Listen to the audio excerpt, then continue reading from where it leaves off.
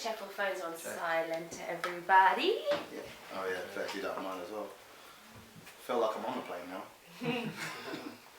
Make sure you're on flight mode, baby. I don't get that. Like, what would happen? Like, I think that I saw that Simpsons episode where it Bart turns it on and then it went down. And it just went straight down. Turns it back on. Yeah, it turns it. Yeah. So that's what I'm guessing. It doesn't. No, I bet it doesn't. I bet it's just like a glitch for a second, but I think it'll still remain in the air.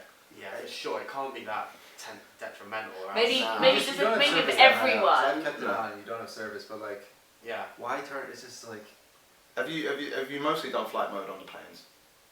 I mean, most of the time I'll be like on my phone until it stops working. Yeah. So however high up that is. And then I'll put it on flight mode, but just to save battery. Like I'm not concerned about the flight going down.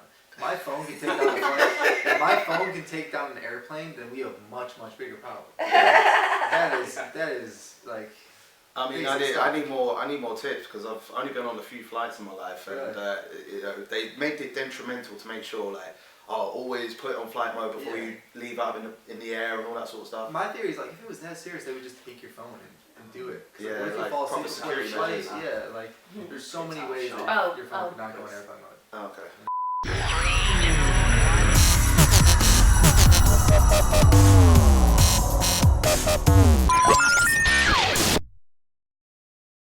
It's J Billz from Media Spotlight UK, and I'm here with another special guest in the building. Move aside, Michael Jordan. I've got another 23 right here. Alexander 23. How are you, bro? Yeah, bro, that's the best intro I have ever gotten. Oh, man. I'm so honored that I gave that to you, man. Appreciate that. Now, you're hailing from Chicago. Mm-hmm. You know, obviously, you know, Michael Jordan is one of the best basketball players of all time. Do you believe that to be fact? And don't just say that because you're biased in being from Chicago. Yeah, no, I believe that he is the best basketball player of all time. But as a basketball fan, like, I'm open to other people becoming the best or being some of the best. But, like, I don't know. Who do you think comes close? I think you're crazy. I mean, like, it's hard to say this as a Chicago fan, but if you're saying, like, LeBron, if LeBron's not in your top 3 of all time, you would just trip. Like, that's just not true. Right. I've never seen, he's not even a man. He's something else. He's unmatched. Yeah. Well, close to unmatched, obviously, with Jordan being the top.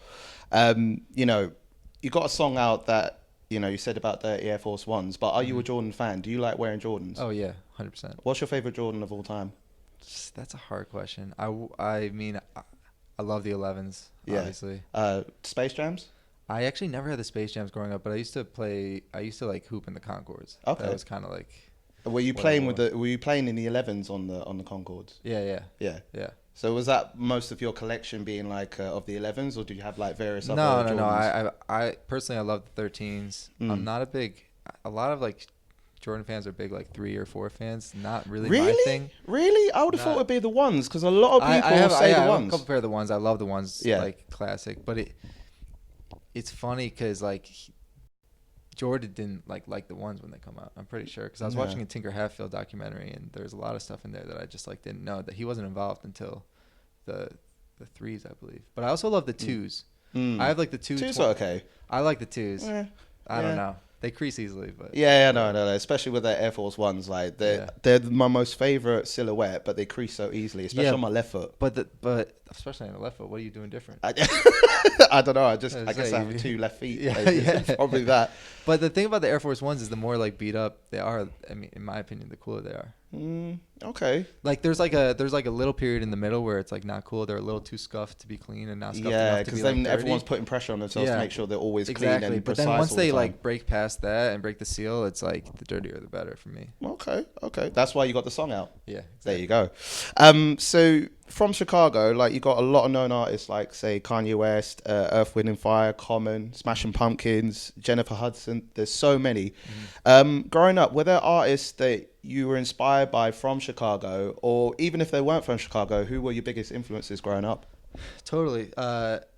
Influence-wise, it was a wide variety. My parents listened to a lot of different type of music, from just like progressive rock to R&B to, once I started playing guitar and stuff, I started listening to singer-songwriter stuff. But I'm from like a town 20 minutes north of the city, and Fall Out Boy's from the town next door. So yeah, that's right. I wasn't like a super like Warped Tour kid growing up. Like I love that music, but it wasn't like totally my scene. But like just like seeing them come from the town next to me and make it out and like become one of the biggest bands in the world. That was super inspiring, just on like a person level.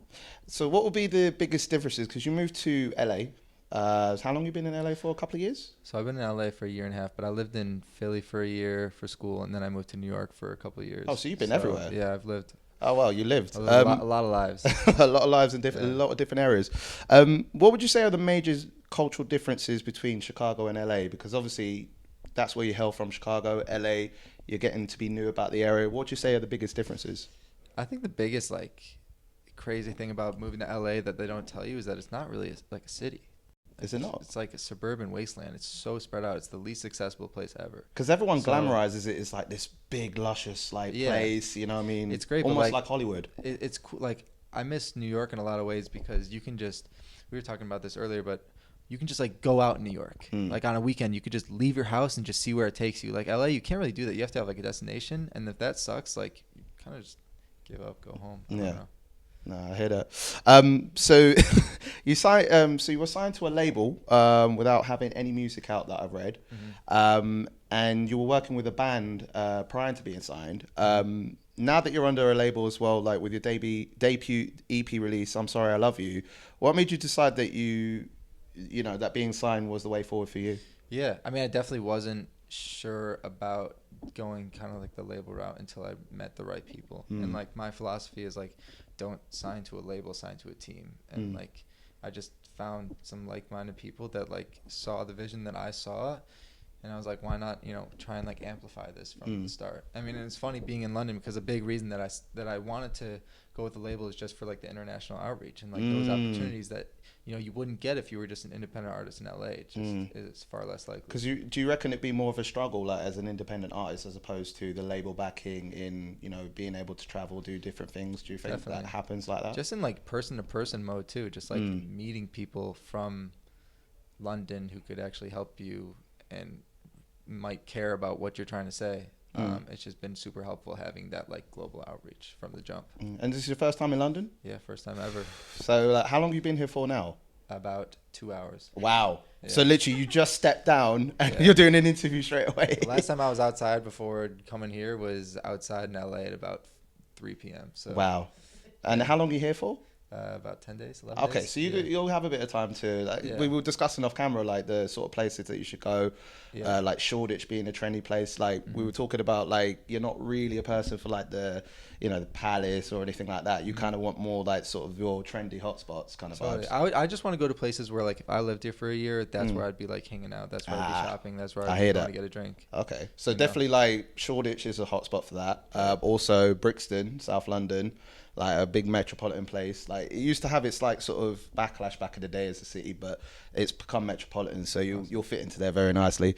One of your tracks, The Internet, from your MP, I found really interesting because the message that I took from it is that social media is becoming like the real world.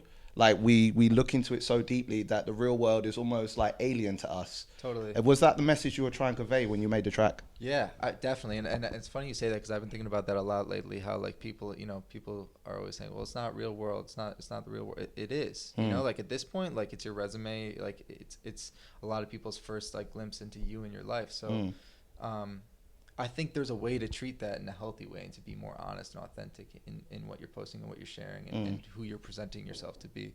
But yeah, I mean, a lot of what the internet is about for me is like how social media and just like online in general can be such a mirage. It can feel like such an escape and end up being such a trap. It's like one of the ones where like, I put my pictures up and I think like it's a moment in time where I feel like, oh, I feel so good about myself. And then having to go back into reality, it's just like, I don't want to promote all that. Like what's going on with like, it's almost like we're almost in tune too much into like the escapism and not realizing the reality of it all. Yeah, and it's a tough balance to find. I think everyone's still trying to figure out in their own way, which is totally fair. It's like totally new. I hear that. So I see that you got some merch on. Like you got the chain there. I see. Got the chain. You got the 23 that I see going on. You said that you were very hesitant to sell your merch at first. What was it that made you think not too sure, but then you thought, let me do it? I love selling merch in general, like sweatshirts and t-shirts and hats and all that stuff. But the chain is kind of just something that like I had before any of this started that was super special to me, and it felt like originally it felt kind of weird trying to monetize something that was so personal. But like people just kept asking for it and saying, Yeah. you should do that, you should do that, you should do that. And then like, you know, at a certain point, there was this inflection point where I was like, that would be so cool to see like people who who resonate with my music, like wearing something that I also wear. So we decided to do it, and I'm so happy we did. Okay. So tonight, so not even tonight, tomorrow, as you explained to me earlier, that you're supporting Lolo Zouai. Mm-hmm. I can never get that. I've been trying to get the name right all It's a day tough- long, and I I've can known never Lolo seem to for get like it right. 6 years, and I still get nervous. I still get nervous before I say it. I swear to God. So but Zouai. Lolo, sorry if I got your name wrong.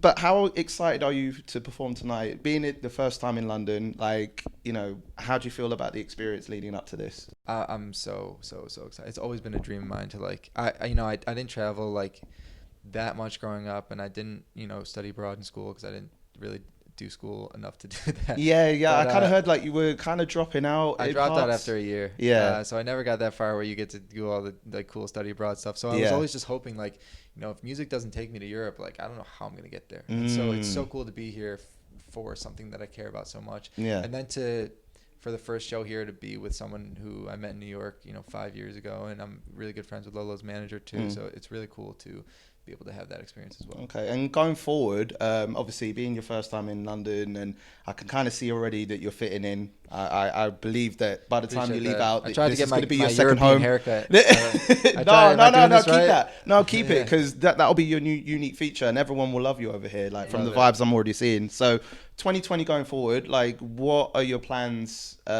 next, really, for you? Man, I just want to keep putting out music.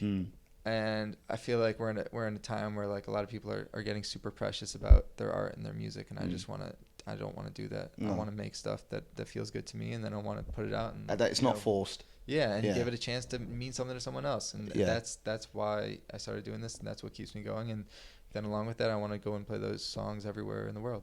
Okay. Well, final thing before we wrap up. People that will pretty much know me, I'm a bit of a Twitter stalker. Let's go. So I always like to see like fun facts about people, and then I just want to get a little bit of elaboration of what you mean. Oh, let's go. So I love Twitter. okay, Always yeah. have, like, Twitter seems to be everyone's dark I and happy love- place at the same time. Yeah. So the first one I got was stop only taking pics with these Snap IG filters on. Love your own face. I promise it's beautiful. Yeah, I think that people are getting so used to seeing this version of themselves that like doesn't exist and can't exist and shouldn't exist. And I don't think it's like necessarily a good thing or a healthy Have you seen thing. like the latest one, which is like the Louis Vuitton like face one? I mean, I'm more into like the ridiculous ones. The Yeah, ones yeah, that yeah. couldn't That's be more real. fun, yeah. It's I think it's super just like dangerous for it to be like a, you know, version of yourself with completely clear skin and features that are not realistic and then that aren't real, because then you go and you look in the mirror and it's like, oh wait, I don't look like that. Let me get that filter back on. And Yeah, no. So you know, like, one of my friends actually did the filter for real as part of their makeup. wow. They actually did that. So when I That's saw wild. that, I thought like, yeah, what a way to mess with the system, but Yeah. make it beautiful Yeah. at the same time. Exactly. Love that. Yeah. Next one. Yes, Chance the Rapper is pulling double duty on SNL, but I'm pulling double duty, making the sandwich and then also eating it. I mean, I sometimes- like the comedy in it because you're not Yeah. taking yourself too seriously. It seems no, like. I definitely don't. I mean, I try and be as serious as I possibly can in the music, so that outside of the music, I don't have to be self-serious, because I don't like. I'm not a dude that just walks around like frowning. There's enough like cool faced dudes. Like I'm not gonna be that guy. I would rather be just like a little less self-serious guy. Yeah. So. Keep life as it is, man. Yeah. Life is like flushing a toilet. Shit gets full circle. Yeah, I was really proud of that one. I gotta say. No, I can see. That I one- see the emphasis that on that one. one- That's a cool one. that one, I like- might take that as You know, sometimes you know? the idea pops in your brain. You almost want to like fist bump like in real life. Yeah. It's like, And I'm fist I got bumping you for that one. Yeah, you go. appreciate that.